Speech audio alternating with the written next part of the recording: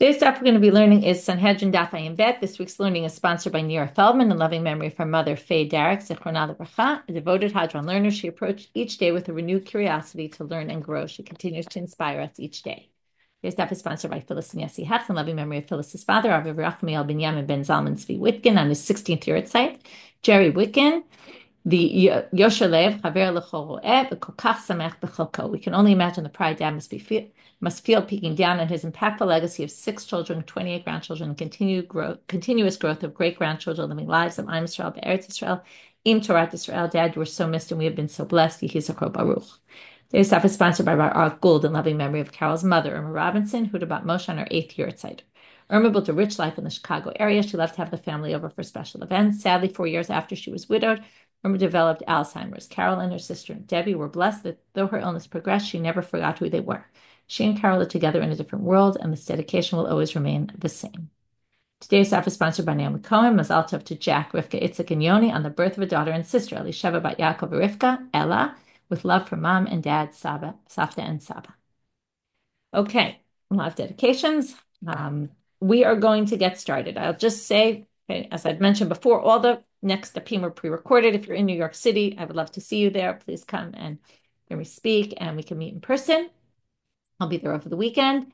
So the classes will go up as usual. The Zoom will resume on Thursday next week. And there's a lot of interesting content that's going to go up over the next week because the dapim that I pre-recorded, many of them are super interesting topics. We're entering starting really today. I mean, Ben Sorer Moreh in general is a super interesting topic. And from there, we're going to get to today, Habama Machtera, the thief comes into your house. Are you allowed to kill the thief or not?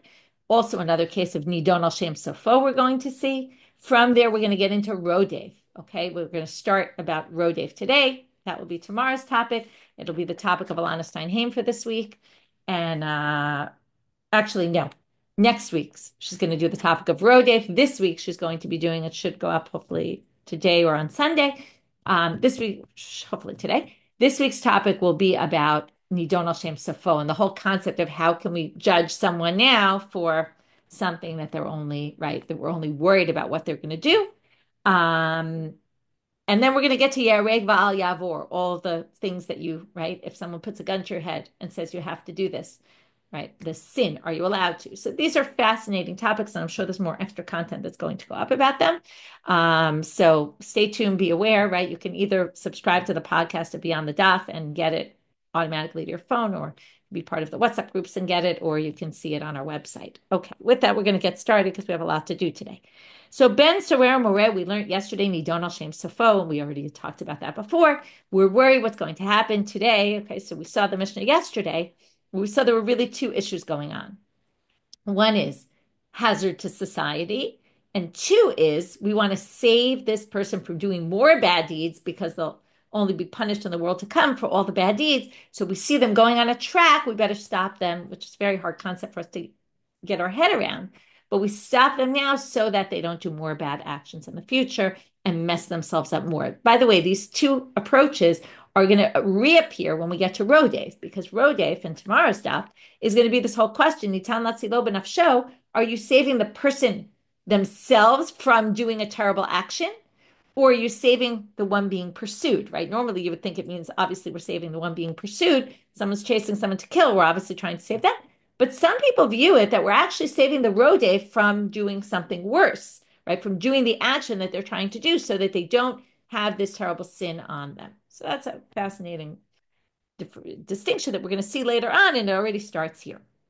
So we're going to start with the top of our daf, the Gemara, beginning of the Gemara on the Mishna we read yesterday. Tanya. We're going to see another Braita, which the end of this Braita is going to match the Mishnah, I think exactly word for word, but the beginning starts off a little differently, and it really gets to the question that everybody is asking, which is, Tanya, Rabbi Yossi Aglili Yomer, V'chi mipnei she'achal zeh tartemar basal v'shata chatzi lo yayin italki, amra Torah yetze lebeitin lisakel? Just because this person ate some meat and drank some wine, which wasn't even such a large quantity, as we said, we're going to send him out to be stoned? Ella higia Torah lesof da'ato shel Ben Sorer Moreh. The Torah actually predicted what's the track, okay, what's the trajectory of this person, In the end, what's going to happen? Remember, they steal from their father. In the end, the father's going to have no money left because they're going to steal all the father's money.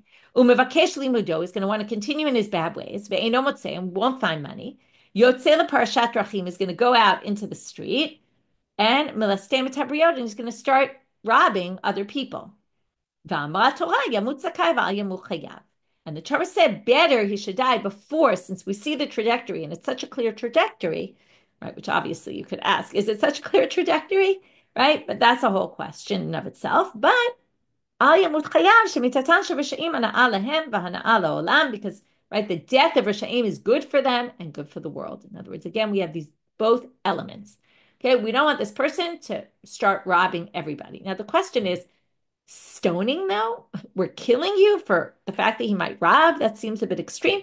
And even if you say stealing might lead the person to kill, retzach, you get sayif for, not skila, not stoning. So why would we give such a severe punishment? It's a question that the commentaries grapple with. Obviously, there's something more going on here than just that. Okay, because if it was just murder, he would get the same punishment as a murderer. Okay, so anyway, I'm leaving open those questions. I don't have good, right? We're not going to get into that's like, we'll get way off the top if we start getting into answers of how the commentaries grapple with that. But I assume Alana Steinhain will get into it in her Shiur. And I wanted to also point out, right? Someone mentioned after class, and I somehow thought it was going to come up here, but it doesn't. So I'm going to mention it.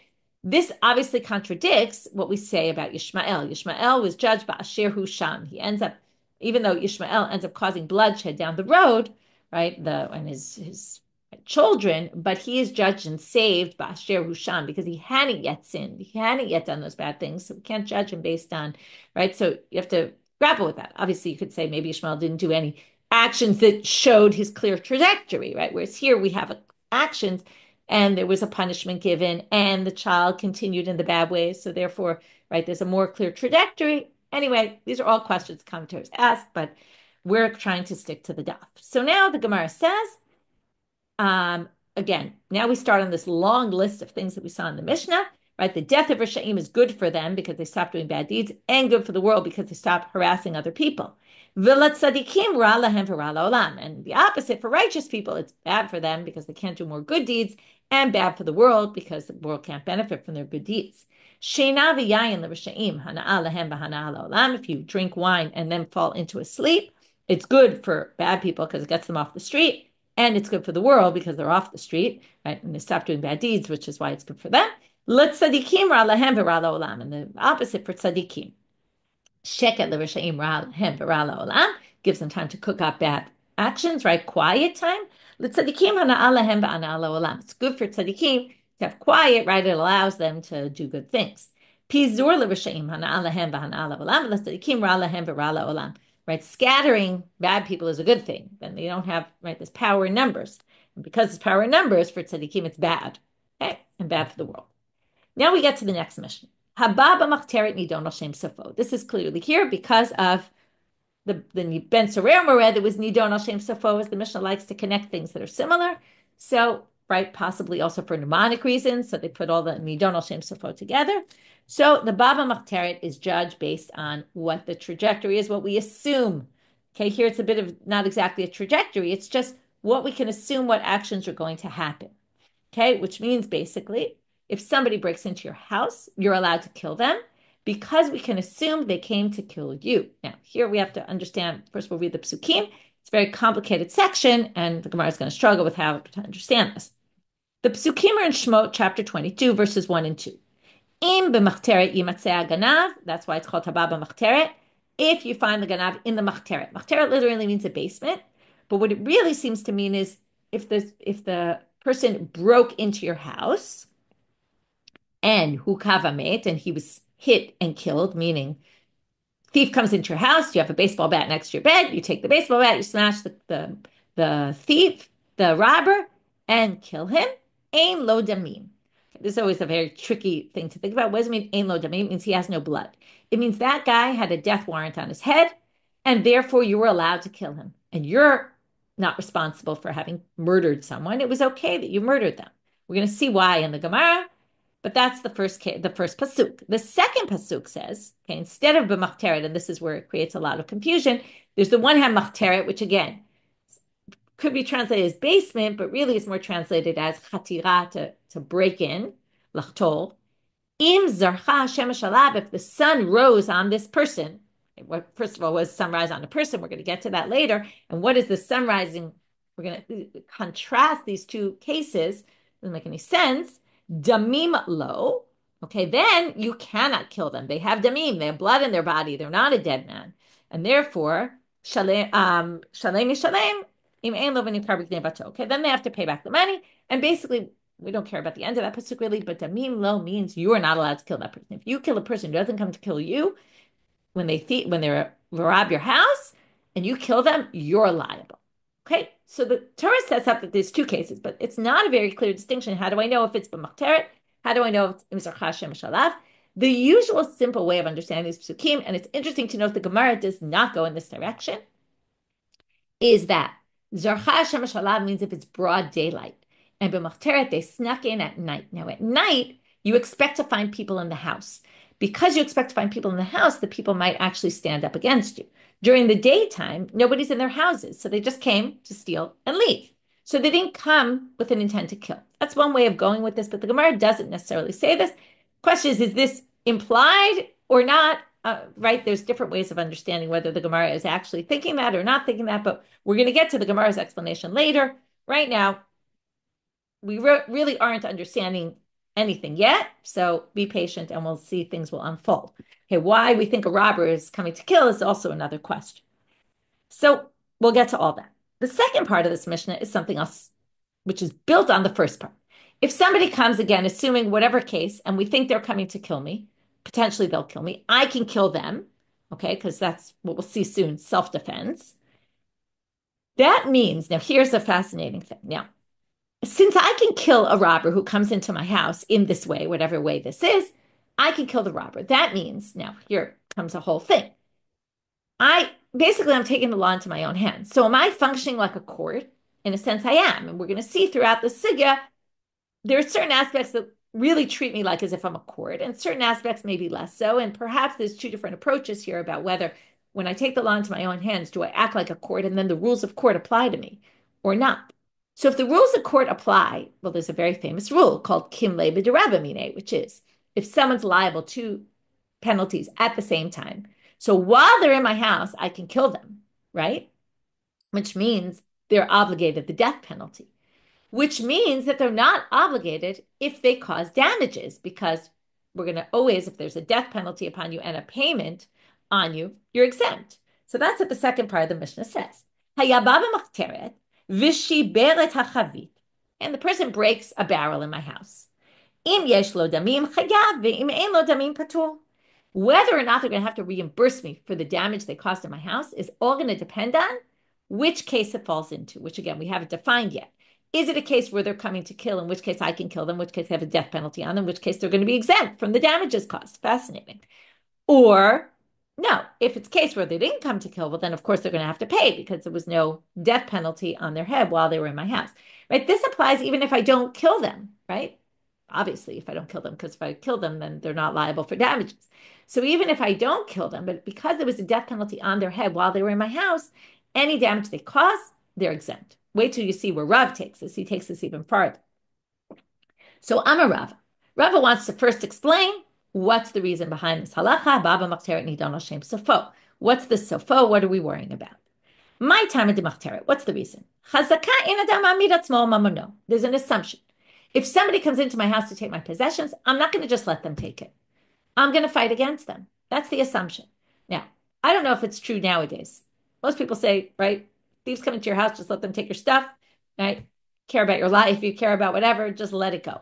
But think about days when they didn't have banks and everything was in their house. So somebody comes into your house, that's everything. And people, people like, that's why some people sleep with baseball bats next to their bed, So basically, they're not going to be happy if someone comes into their house and tries to take their money. Therefore, the thief knows this going in. So, Haimemar Amar, the thief says to himself like this, Zilna, if I go, Kaila Pai, he's going to come and fight against me. But Lo Shavik Lane, he won't let me take his stuff. Well, I'm coming to steal it anyway, so Kaila Pai, if he comes against me, Katil Nale, I'll come to kill him. So therefore, we can assume that this thief is coming to kill because he knows that I'll stand up against him if he comes, and therefore he's willing to kill me. Well, then it's self-defense. If somebody comes to kill you, you can kill them first. Okay, and that's going to lead us in the next sugya into din rodef, okay, which is someone's pursuing someone else to kill someone. You're allowed to kill that person, right, in self-defense or defense of somebody else. Amarav. Soon we're going to learn also, by the way, Baba Machteret is not just the one who's being robbed. Anyone can kill that person because that person is really considered a pursuer. We're assuming that thief is coming with the intent to kill. Now, they're not necessarily going to kill, but they're going to kill if I stand up against them. And since they assume I will, therefore, they're coming to kill. Now, here comes Rav's crazy chidush. Amar Rav, hababa machteret v'natal kelim v'yatza patur. You come into my house. We assume you're coming to kill, so I can kill you while you're in my house. And therefore, we said if you cause damages, right, you're not liable because kim lebedirabe, even though in the end you're not killed, right? But because you could have been killed while you were in my house and gotten the death penalty, you're exempt from payment. According to Rav, it goes even farther. If you stole things from my house that day and took them into, left with them, okay, natal kelim v'yatsan, you left my house with my stuff. Patur, you don't even have to return what you stole. Why? My taima bidamim kananu. You bought it with your blood. In other words, you basically, since you stole them when you were in my house and you had the death penalty upon you, you don't even have to pay back the actual item, which is crazy. So I'm a Rava, mistaber milta berav b'sheshiber delitnihu aval natal lo. Rava says, I don't get what Rava is saying. What Rav is saying makes a lot of sense if you broke it. Why? What's the difference between breaking and returning a stolen item? Well, returning a stolen item, you might have stolen it, but it's my item. So of course you have to return it to me. That's not a monetary payment. That's a returning what's mine. It's not a payment. Only when it's a payment, which is if you broke it or you lost it, and then it turns into a monetary payment, then we can exempt you. So Rava says, I don't agree with, what Rav says, I think only really makes sense if it was broken, if it was lost, if it was gone, but not if you still have the actual item. But either Rava continues or the Gemara continues, it's not clear, but we can say it's Rava. Vaha Elohim, but I swear, Amar Rav, even though Rav makes sense to say it only if it's broken, I swear that Rav said afilu natal. Rav said even if you took it. And now he's going to explain Rav's position, even though he doesn't agree with it. Daha yesh lo damim v'ne'ensu chayav. Let's say yesh lo damim, which means the person didn't come to kill, right? Now we're going to just compare it for a minute. If you didn't come to kill, you come steal in my house, and you walk out with my stuff. And then someone puts a gun to your head and steals it from you, okay? Wasn't your fault. That's called onus. Not your fault at all. Would you have to pay it back? Now, if it's mine, then you say, well, sorry, but your item's gone, right?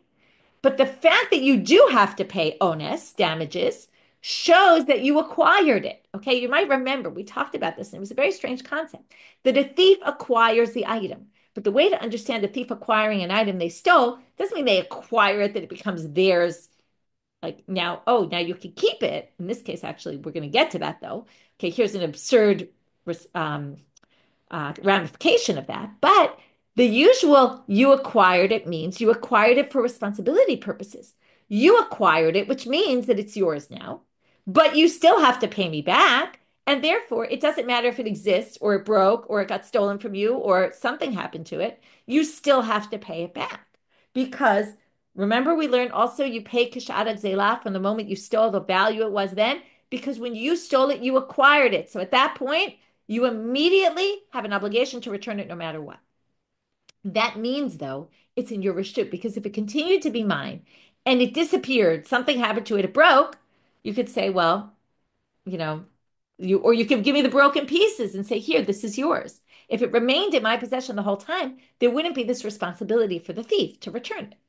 So, therefore, he says, since in the case of yesh lo damim, you would actually have to pay back the money because that views in ones, that means it's birashute. It means it must be the reason why you have to return the value of the item is because you acquired it to the extent that you now have to pay damages. Okay, so what? Well, that shows alma birashute kaimi. It's yours. which means hachanami bereshute kaime, which means also when you steal it in a case where yesh ein lo damim and you're supposed to be killed, and you had a death penalty on your head the whole time you were in my house, and then you take my item and you steal it, and I don't kill you and you steal it, take it to your house. It must become yours just as well. It shouldn't make a difference, yesh lo damim, ein lo damim, whether it's yours, which means it's yours, which means what? You still have to return it, but what's your obligation to return it? It's a monetary payment because you don't, it's true. Ideally, you're going to return me the lost item. But if the lost item isn't, you're going to return the value. And if the lost item is, the only reason you owe it to me is because you owe me money. Once it becomes a payment of money, then you're going to be exempt because at the time that you were obligated to pay me the money was the same time you were obligated the death penalty, and therefore it cancels it. It's a crazy radical position. And in fact, after Rava explains it, Rava says, but it's not the case. Okay? He says, Velohi. That's ridiculous the way I explained it. Because when we say the thief is chayiv and owns him, it doesn't mean the thief acquires my item and it belongs to the thief. Of course not. It's only acquires it to the extent, it's like a partial acquiring. You acquired it to the extent that you're liable for, it's actually what you would hope. A thief doesn't acquire my item, but they acquire it to the extent that they're chayiv and onsim. They have to return it if something happens to it. But of course, in terms of who does it belong to, of course it still belongs to me. Just because you stole it doesn't mean it's yours. And then he brings a comparison, and he says it's just like if I borrow your item.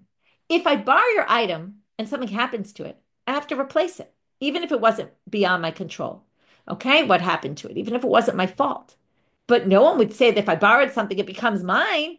Onus doesn't always go together with you acquired it. Okay, and therefore he basically rejects Rav's comparison. Now we're going to bring two sources. One is our Mishnah, and one is a different source. The first is going to be a strengthening of Rava's position from our Mishnah, and the second is going to be a difficulty with Rava.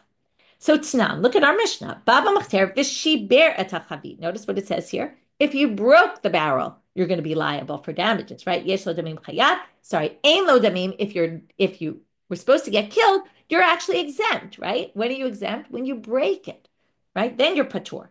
Tama de shiber. Sounds like the only reason you're exempt in the Mishnah is because you broke it. Dechi ein lo damim patur. That would be when you're exempt. Hanatal lo. But if you just took it and it was still in existence, of course you'd have to return it. That seems pretty clear from the Mishnah, which goes against Rav. So now we're going to have an attempt to read Rav into the Mishnah, but we're not going to succeed. Okay, and that's going to leave us with a big kasha against Rav. Hu adin dafilu natanami. Okay, the Mishnah said broke, but the Mishnah would have meant even if you took it and it was still whole, complete, whole. So then you have to explain why did it specifically say broke then. Hi dekatani shiber tachavit. Kamashmalan, it wanted to teach you the other case, the case when you're obligated. Dechiyesh lo damim, then in the case where you don't come to kill and I can't kill you, af agav deshiber nami chayav. Even if you broke the object that you stole or broke an object in my house, you'd still have to pay. That's the chiddush of the Mishnah, to which the Gemara says, Pshita, what? We thought that if you come into my house and steal and you break something along the way, you'd be exempt. Who would think that? Okay, right? There would be no reason if I wasn't allowed to kill you and there's nothing of kimle here. Well, then, of course, you're going to have to pay damages. Maziku, you damaged my stuff. Anyone has to damage, all the more so if you came to steal things from my house and damage things. So, hakamash malan da'afilu shelo b'chavanam. They wanted to teach you is, Rav can read the Mishnah as, they want to teach you if you broke it unintentionally, you're still obligated. Obviously, if you stole it, you're obligated. And more so, if you broke something unintentionally, you're also obligated. That still is not a big chiddush, and we learned that from a different Mishnah. My kamash malan adamu ad olam. What you want to say that people are always responsible for their actions? Tanino, we learned that in a Mishnah already in Bava Kama. Adamu ad olam bein b'shogeg bein b'mizi bein ma'onis bein b'ratzon. They're obligated. People are obligated for any damage they cause, whether it was intentional or unintentional. Doesn't matter. So we learned that from a different Mishnah. This can't be the chiddush of the Mishnah, and therefore kasha. But the Mishnah really does seem like it doesn't work with Rav. But now we're going to bring a difficulty on Rava. Okay, so the first was really a difficulty on Rav, support for Rava. Now we're going to bring a difficulty on Rava. Mativ Rabbebi Barabai. Hagonev kis b'Shabbat chayav. Okay, another case of kimle.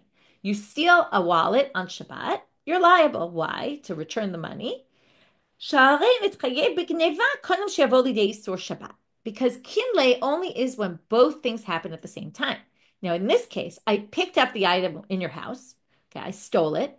I lift it up. I already acquire it for the purposes of being responsible for stealing. But I'm not liable for Shabbat yet until I take it out of your domain. Because motzimi reshut l'reshut, that's the chiyuv midoraita. So, right, there's muktzah or something, but I'm not going to be liable the death penalty for that. But this, when I move it outside your domain, I move from one domain to another domain, then I'm liable. But hayamagorer, and therefore it doesn't happen at the same time, and therefore I have to return the money or the wallet. Hayamagorer patur, but if I dragged it on the floor and I never lifted it, then when am I obligated? I'm obligated when I walk out the door, right? When I take it to the other domain. Well, then the Isur of Geneva and Isur of Shabbat come at the exact same time. Then I'd be patur Shabbat, Isur Geneva, Isur Skila, Ba'in Ke'echad. Okay, the theft, the money payment, and the stoning all happened at the same time. Then I don't have to return it. Now, what do you see here? I don't have to return it, even if it's in existence. That sounds like Rav. I don't even have to return the money. So they say, no. Hilchata deshadinu benara. The case is here if it got thrown into the river, okay? Or if I threw it into the river and it's no longer in existence, then I don't have to return it. If it's in existence, of course, I have to return it, and then it does improve Rav's position.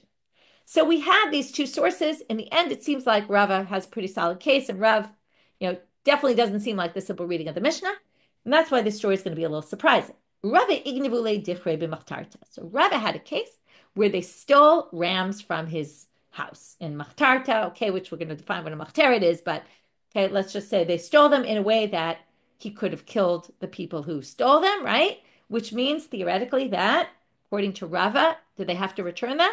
Yes. According to Rav, do they have to return them? No, because he could have killed them at the time, and therefore he had the death penalty, and therefore Kimle kicks in, and therefore they'd be exempt. So what happened? Hadrinu niale, they actually went to return them. Vilo kablinu, he didn't accept it, even though he thinks they should be returning them. Amar ho'il v'nafid mipume de Rav. And here you learn a lot about the rabbis. Even though Rava was very solid in the way he understood things, he also had respect for Rav. And therefore Rav said, you don't have to return them, and therefore I'm not going to accept them from you.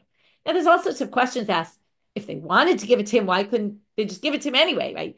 Rav said you're not obligated. He didn't say you can't take it from them. Okay, we're going to put those questions aside. But basically what's interesting here is he ends up ruling for his own case like Rav. Tanu Rabbanit. Now we're going to finally get to how do we define machteret and not. And there's a bit of a surprising explanation. Tanu Rabbanit. Ein lo damim im zorcha shemesh alav. Okay, you have to understand what the Gemara is doing here. So let's just look inside the psukim. They're doing what we find in drashot, but it's always a little complicated to do this. The pasuk said, "Im b'machteret yimatzeh aganav u'kav amet ein lo damim." Period. Next pasuk, "Im zarcha shemesh alav damim lo." So zarcha shemesh alav goes with damim lo.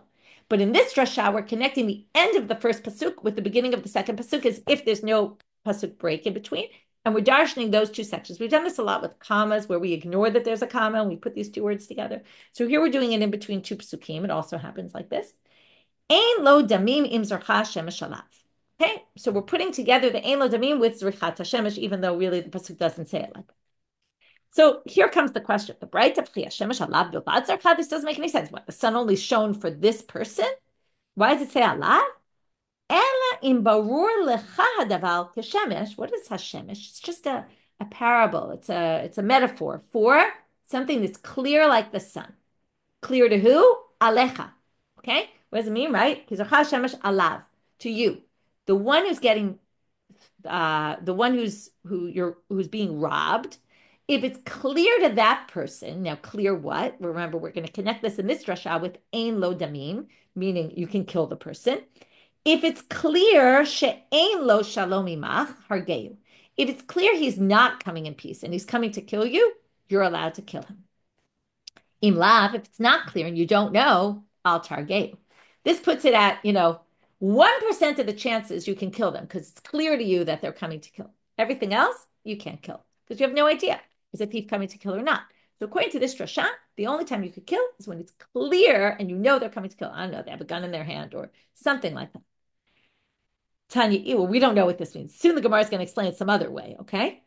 Tanya Idach, a different Braita, says the exact opposite. they actually connect in Shalav with its own pasuk, damim lo, which means you can't kill. So now they're going to say what? Im barur same question. Why does it say alav? If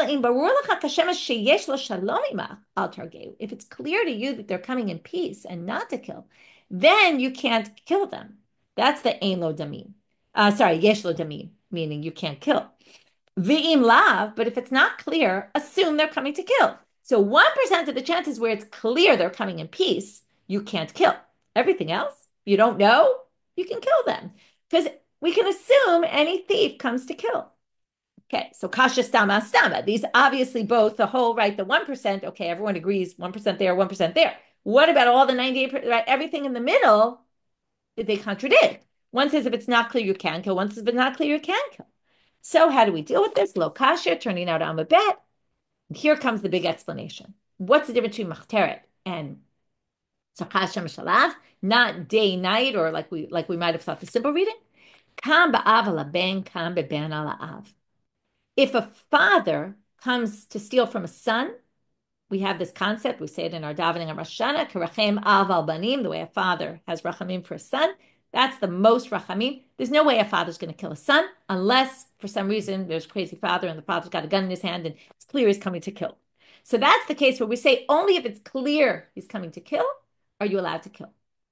But a son going to steal from a father or anybody else going to steal from anyone else in the world, we're going to assume they're coming to kill.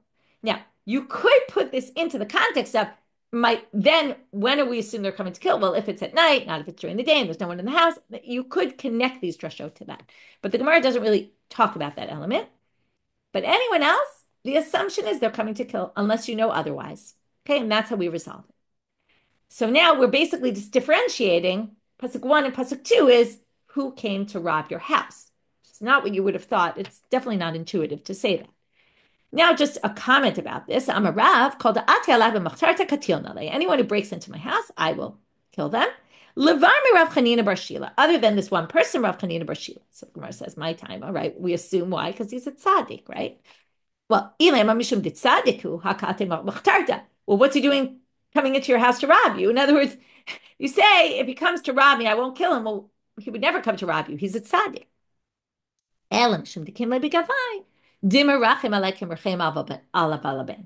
The reason is not because it's such a special person, but my relationship with him is such that I know he loves me so much and has rachamim on me like a father does for a son. So I know he would never come to kill me, even if he did steal from me, right? This basically shows that some people steal from people they love, right? It doesn't mean they don't love them. It just means they are desperate for money or something, but he's not going to kill me. But anyone else, I will suspect of killing me. Tanu Rabbanit. Now we're going to have some other drashot on the pasuk. Damim lo, bein bechol, bein b'shabbat. Okay, damim lo again means the person has blood, meaning they're not liable to the death penalty, which means you can't kill them. Okay, so that's, you can't kill them, whether it's chol, whether it's Shabbat. Gemara is going to ask, what's the chidush here? We'll get to that. Ein lo damim, also bein bechol, bein b'shabbat. Okay, meaning you can kill them if they come to rob from you, whether it's a chol, whether a regular day, whether it's Shabbat. So we understand the second part of this drasha. Bishlama ein lo damim bein b'chol bein b'shabbat itzrik. You need to teach us that because here we go back to our comparison. Is this like court or is it not? Sal kadat hachamina midehave aruge beitin. You're basically functioning like the court. Now the court can't kill on Shabbat.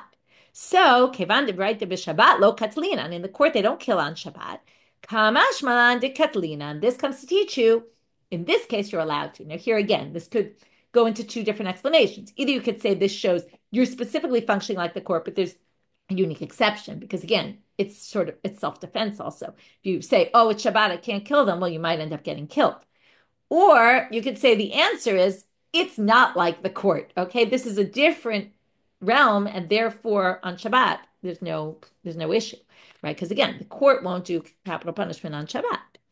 But now we're back to our sentence. Ela damim lo. But why does it say damim lo bein b'chol bein b'shabbat? Hashta b'chol lo katlin ala. All it's telling you is you can't kill this person if they're not coming to kill you.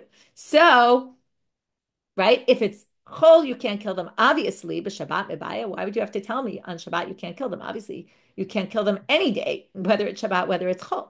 So Amar of Sheshet, and here comes a very interesting case. Lo nitzracha ela. What this is teaching you, damim lo. This person. Now, damim lo really means this person's alive, right? And you can't kill them.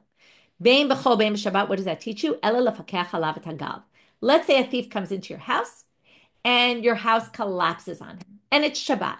Now, normally, in order to save a life, you have to, even on Shabbat, pick up all the rubble, even though you're not really supposed to do that on Shabbat, but you're allowed to do that to save a life. Now, here came this thief into your house. Since damim lo, and you're not allowed to kill them, not only you're not allowed to kill them, you actually have to save them, and even to be mechalel Shabbat, to save their life. So here, this thief came into your house, the rubble fell upon him, and now you actually have to be mechalel Shabbat in order to save his life. Tanu Rabbanan, more drashot. Vihu kavameit. This is the pasuk, the first pasuk. If you find him in the machteret, and he now huka is a weird language. Huka means and he was smitten and died. Ein lo damim, which basically means he was a dead man anyway, and you're not liable. But why does it say huka, not hika? Right? What do we assume? The thief gets up. I'm sorry, the one being robbed gets up and kills the person. So it should say vihika, and you killed him. Well, you're not liable. That's basically the ein lo damim.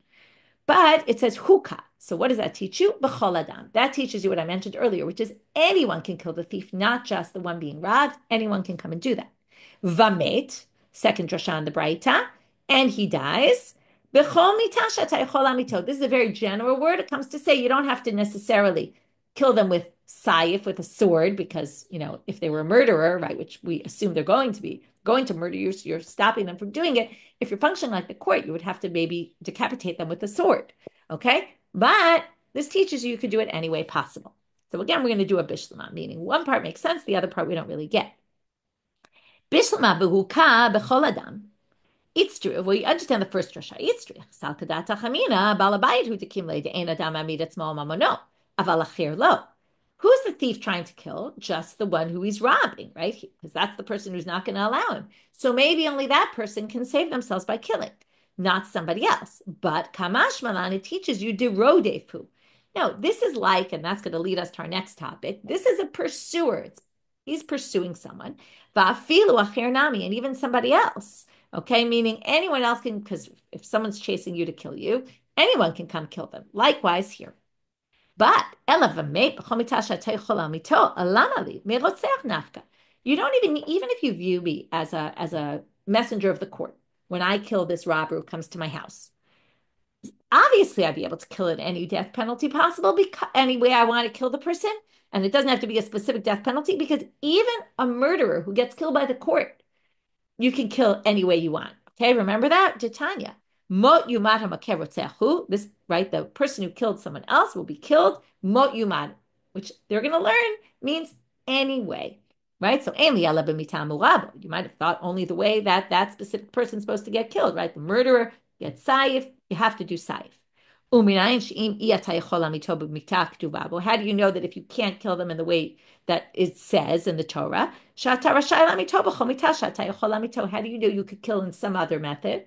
Talmud lamal, mot yumat mikol makom. The mot yumat, the double language, comes to teach you any way you want.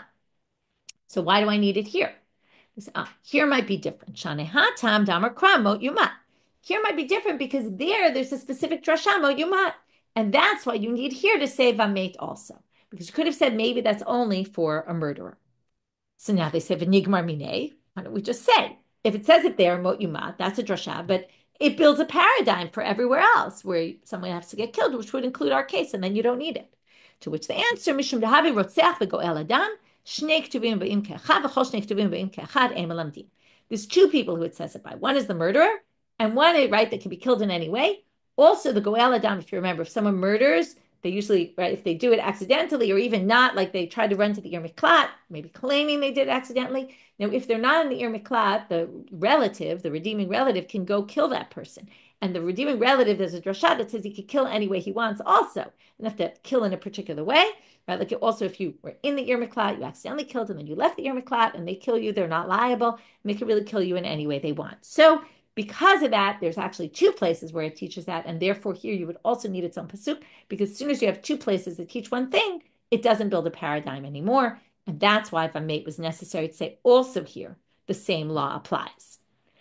Tanu Rabbanan, machteret. Now we're going to focus on this word machteret, which again really means breaking in. So if you break in, then we're going to have these rules. Eli ala machteret. Gago chatzero v'karpifo minayin. How do you know that if they came in through your roof. They came in, which usually like they just climbed up. They didn't have to break in. Or they came to your courtyard, which was open. They came through your karpif, this this enclosure that you have. How do we know also that they're going to be that you can kill them? Yimatzeh haganav mikol makom, because it says, right? Im yimatzeh haganav. Any way they're found, you can kill them. Im ken lama li lama tamud lomar machteret. So why did it say machteret then? So according to the first drasha, mipnei sharov gadavim mitzuyim b'machteret, because that's just the typical way it happens. Usually they break in, so they just gave the regular method. But Tanya Idach, and this is going to lead us to our last sugya for today. Machteret ain't li'ala machteret. Go chatzerov karpivon minayin. Same question, same answer. Tamalomar yimatzeh ganav mikol makom. So there we learn, even if they come in through the roof, same thing. You still can kill them. Im ke'ematamolomar machteret. So why did it say that? Machtarto zoe hatrato. If they break into your house in a more serious manner, not just the door was left open, then you don't need to warn them before you kill them. You can just kill them. You don't have to say, do you know that if you kill me, you're going to be liable to the death penalty? And they say, we don't care. I don't care. Then you can kill them. No, you don't need a warning. Normally, now this goes back to, again, if you're going to be like the court needs a warning to kill somebody.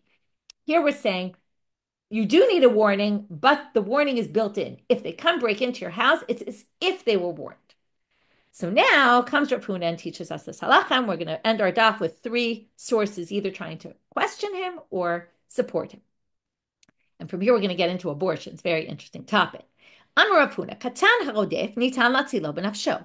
A minor who's chasing somebody else to kill someone, okay, you can kill the minor. Now, obviously, Rav Huna must hold kasaval rodef eno tzarich hatra'ah. Because what's a warning? A warning is the person says, yeah, I understand. Now, a minor can't understand because the minor doesn't have knowledge. So if a minor, a 10-year-old boy is chasing someone to kill them, and you kill that 10-year-old boy, you don't have, right? You can kill that 10-year-old boy, even though there's no warning, because even if you warn them, it wouldn't be relevant. They don't have knowledge. So it seems like a rodef doesn't need warning. Loshna gadol, loshna katan. Even though he's talking about a minor, it sounds like he would think they don't need warnings. So first question, here's a fascinating Mishna in Ohalot.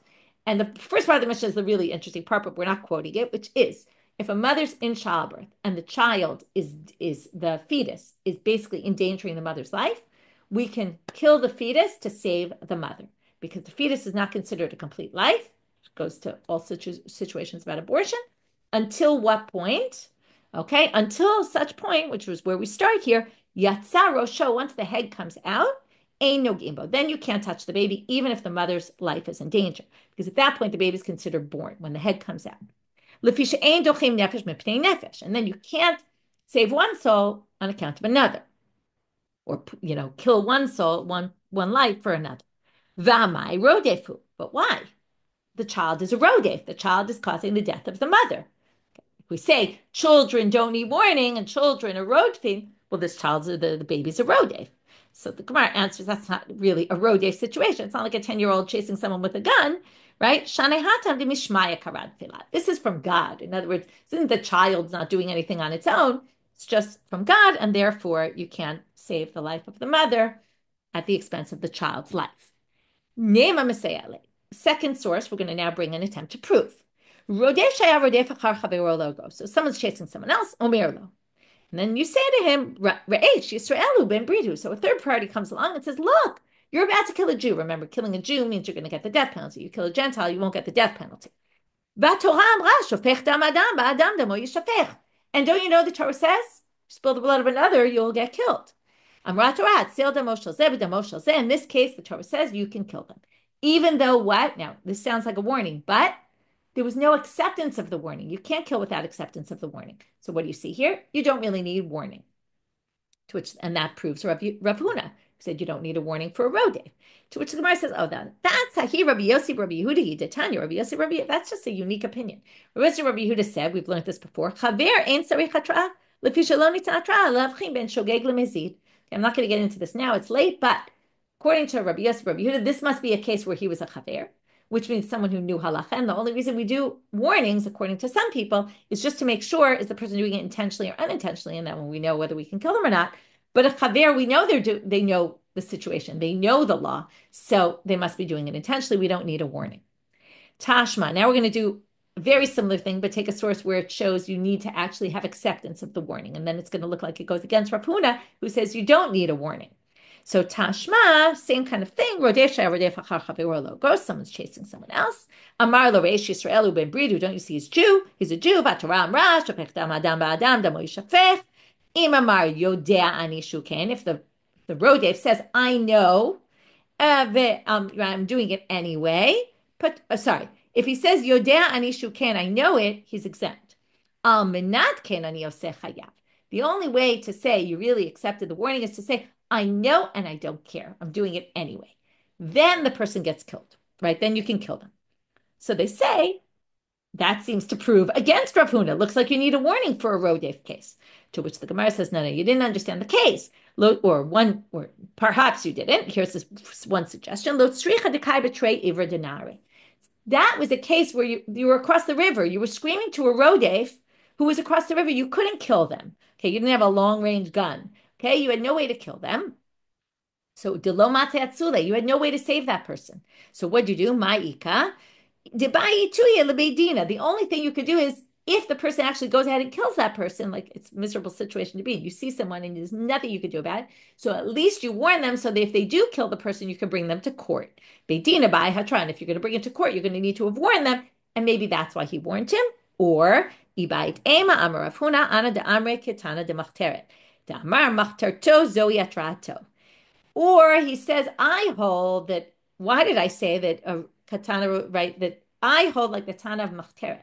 I think the Machteret is his warning. In other words, you don't need a warning because there's a built-in warning. It's obvious that they're already considered forewarned. There's certain situations like a Rodef or a Baba Machteret where it's as if you're considered forewarned. You know what you're doing. It's clear you're doing something with intention. And therefore, this source doesn't hold by what I hold by. I hold that Machteret is the warning. And with that, we finish our sugya, and we'll get tomorrow to, like I said, both the din of Rodef, where it applies and all that, and we're also going to get to saving a life, which is super interesting, which is the topic I'll be talking about tomorrow night in Manhattan. Okay, we're going to do a quick review. We started off with the Ben Soreh Moreh.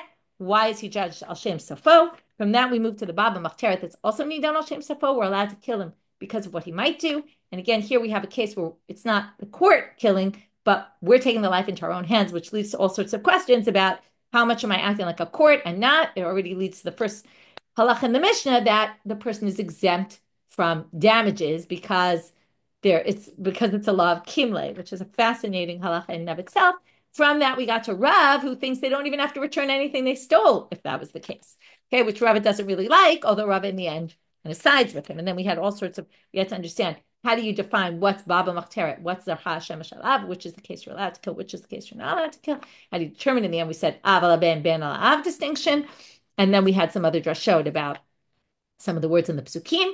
From there, we got to this issue of the Machteret being your warning, and then Rav Huna taking that to say, you clearly don't need a warning here, and therefore even in a din of Rodef, and a minor who's chasing someone else, therefore you can kill the minor. To which we had sources to try to prove or disprove Rav Huna's approach. With that, we finish for today. Wishing everyone a good day. And like I said, the next day's shiurim will all be up, but there just won't be a Zoom until next Thursday. Wishing everyone a Chodesh Tov and Shabbat Shalom and Besorot Tovot.